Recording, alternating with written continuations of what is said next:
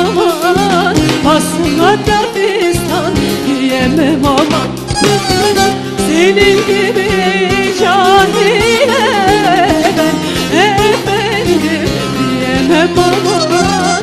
Ben efendim diyemem aman. Hep beraber. Kaldım duman içi dağlarda sevgili yarim nereye? Haydi Bursa. Bunda sizin sesiniz çıkacak. Hadi bakalım. Bir daha. Kaldım duman için dağlarda sevgili yarim nerelerde? Kaldım duman için dağlarda sevgili yarim nerelerde?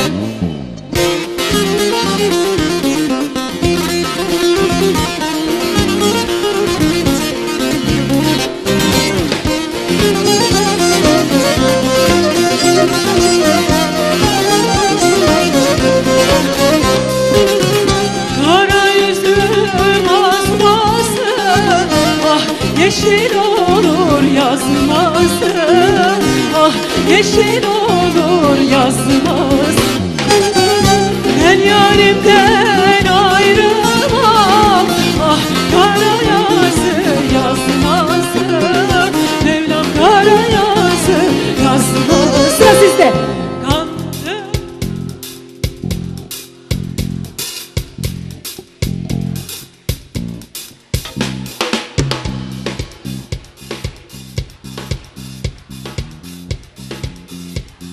Harikayız, harika.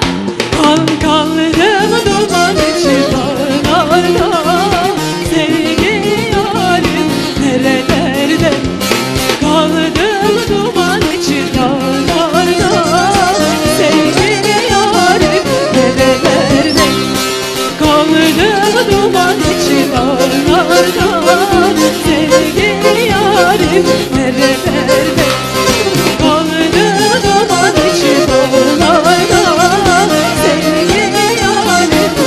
nerelerde?